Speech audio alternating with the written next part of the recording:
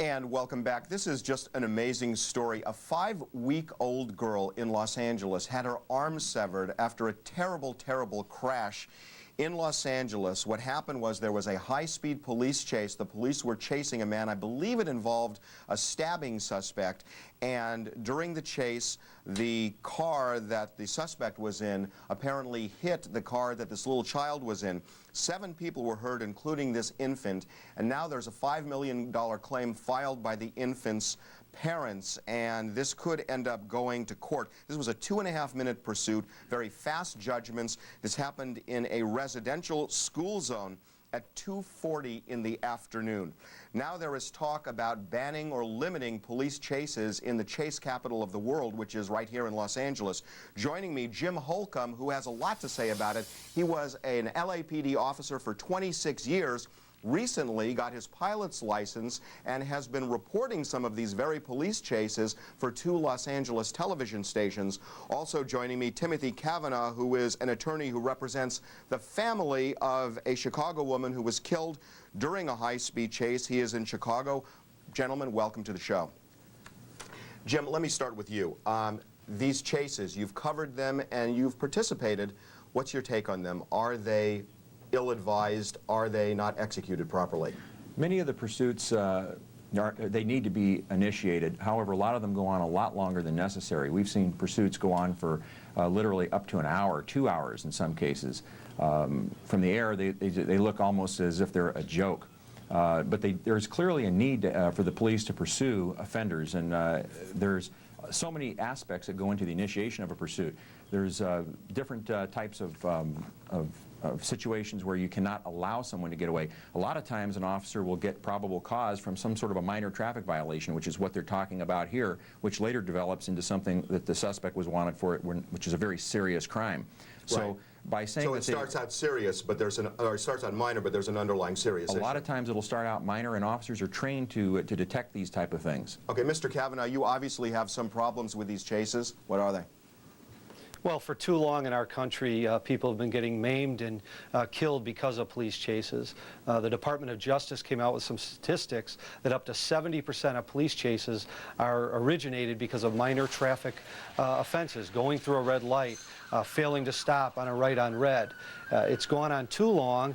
The police chief of Los Angeles should be commended for setting an example in this country and stating emphatically that police chases are not going to be started for minor traffic violations. That's going to cut down. But what about what Jim just said? What about what Jim just said, that sometimes it's a minor violation, but they're fleeing for a reason, and the reason may be very serious. It may be that they committed a traffic violation, but they're also a murder suspect.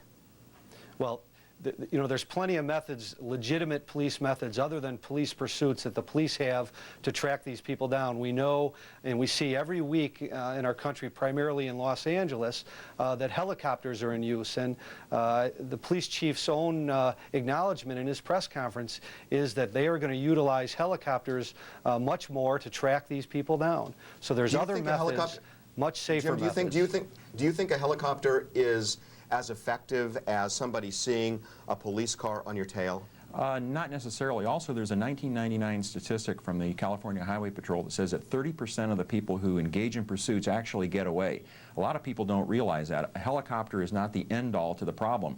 If you have a situation where a suspect stops his car in a residential neighborhood, perhaps he's running out of gas, he jacks another car, perhaps he's now got a kidnap victim. This now escalates that crime. So a helicopter is good for tracking them, but you have to have the resources at the termination of that pursuit, and thereby it's necessary that you have officers in proximity to a vehicle. Okay, here's what we're going to do. We're going to take a quick break, gentlemen, and when we come back, what I want to talk to you about is what the options are. If the option here is to say no police chases, do you then say to criminals, basically, you have a license to flee, that the police aren't going to chase you, so as soon as you commit a crime, the solution for you is get in a car and you run with impunity?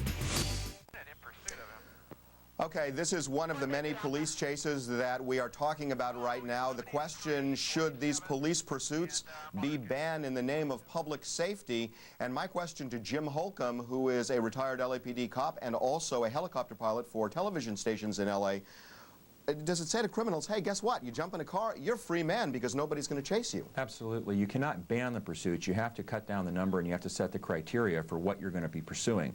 But in Los Angeles is one of the few cities that do not use the spike strips, which have been proved very, very effective to control the deflation of tires. It's a controlled deflation, allows the vehicle to literally flatten out, reduces the speeds, and makes the vehicle much more easier to control. You won't have these high-speed situations. And what about that, Mr. Cavanagh? What about the notion that if you ban these police chases entirely, you're giving criminals a license to flee? Well, they shouldn't be banned entirely. There's no sense of that. The police have a legitimate need to pursue in certain circumstances, but they have to be curtailed because too many people are being killed and injured, and there are other methods. We know about the recent technology of the vehicle disabling technology that will allow the police in the future to press a button from a piece of equipment and disable the car they're chasing. What about this notion now that there are some people, including judges, who want to make police officers personally liable in the event that they hurt somebody? Isn't that a really bad idea to say to a cop, if you make a split-second decision, your life could be ruined financially? Well, I don't think in any jurisdiction the police officer is going to be personally responsible. They're acting in the scope of their employment, so it's going to be the municipality or city or state that's going to, when they make a mistake, when they engage in reckless conduct, it's going to be the municipality that has to pay, and rightfully so. Why should they? You know, these are split-second judgments. Mistakes happen, accidents happen. Cops have to make decisions every second where their life could be on the line. Why make a municipality pay for that? Well, accidents do happen, but in Illinois, a police officer can only be responsible in a police chase for the reckless conduct, for not doing something that the rules require them to do, or the reverse. So when someone engages in reckless conduct, they should be held responsible. And Jim, in California, 541 people were killed in the last 10 years in these high-speed chases. Should a city be financially on the line for any injury? Clearly not. I believe that would be a very chilling effect on law enforcement officers in doing their job. That would be the wrong message to send, especially in Los Angeles. One thing I might want to note is that in 1993 in Santa Monica there was a restrictive pursuit policy that went into effect with Chief Butts. They literally have had they've had no serious accidents, no deaths as a result of pursuits, and they have reduced their crime 53%. Between 1993 and right now. So it is a workable policy. What we're talking about is just restricting the frivolous initiation of pursuits. I'm for that, I'm sure he's for that, and so is the public. Well, I have to ask you, Mr. Cavanagh, you're not just talking about frivolous pursuits, you're talking about when a mistake happens, you want somebody to pay, namely a city. Well, when there is liability for a police pursuit, when the officer engages in reckless conduct, when he chases someone, when the dispatch center says you're not supposed to chase, when that officer does that, yes, he and his employer should be held responsible, just as everyone else in our society is. Doctors, lawyers, everyone else. You get the final quick word, Jim. Well, clearly that didn't happen in Los Angeles in this last case. They were not acting outside department policy, and it's a tragic thing to have someone lose their arm in a situation like this. But remember, that was a violent felony that had been committed, and that's who they were chasing. Okay, Jim Holcomb, Timothy Cavanagh, thank you so much for joining us. Really appreciate it.